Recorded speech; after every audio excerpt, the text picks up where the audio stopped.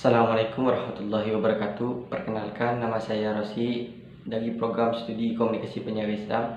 Baik, di sini saya akan menjelaskan tentang sejarah perkembangan bahasa Indonesia. Sejarah perkembangan bahasa Indonesia terbagi menjadi dua, yakni yang pertama perkembangan bahasa Indonesia sebelum kemerdekaan dan kedua perkembangan bahasa Indonesia setelah kemerdekaan. Perkembangan bahasa Indonesia sebelum kemerdekaan. Bahasa Indonesia berasal dari bahasa Melayu, yaitu bahasa Malaka atau Riau. Mengapa bahasa Melayu yang dipilih menjadi dasar bahasa Indonesia? Tentunya ada beberapa alasan yang menyebabkan bahasa Melayu itu terpilih. Alasan pertama, bahasa Melayu sebagai lingua franca, bahasa pengantar atau bahasa pergaulan di Nusantara sejak lama. Sejak zaman Sriwijaya, bahasa Melayu itu digunakan sebagai bahasa perdagangan.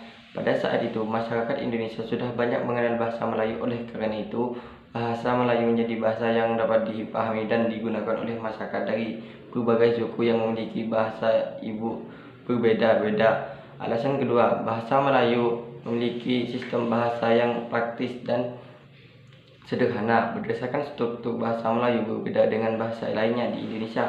Bahasa Melayu tidak memiliki tingkatan dalam penggunaan atau tidak berdasarkan status sosial. Misalkan dalam bahasa Jawa atau bahasa Sunda terdapat beberapa penggunaan kata yang perlu disesuaikan dengan umur atau situasi kepada siapa yang kita berbicara.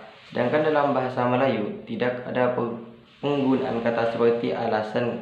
Ketiga, kebutuhan politik, karena di Indonesia terdapat berbagai macam bahasa dan untuk mengatasi perbedaan itu tidak mungkin jika memilih salah satu dari ratusan bahasa ibu.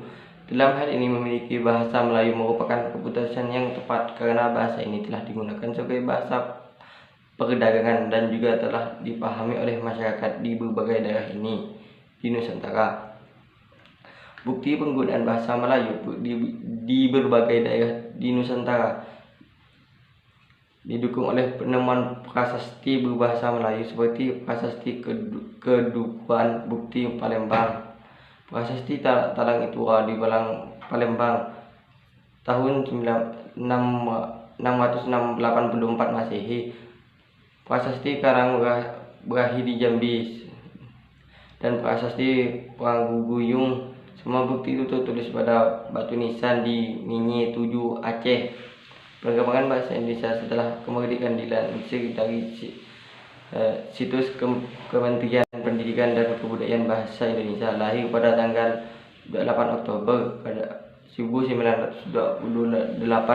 Pada saat itu, para pemuda dari berbagai pelosok Nusantara berkumpul dalam sebuah rapat dan berkrab. Baik, sekian penjelasan dari saya, kurang dan lebihnya mohon maaf. Wassalamualaikum warahmatullahi wabarakatuh.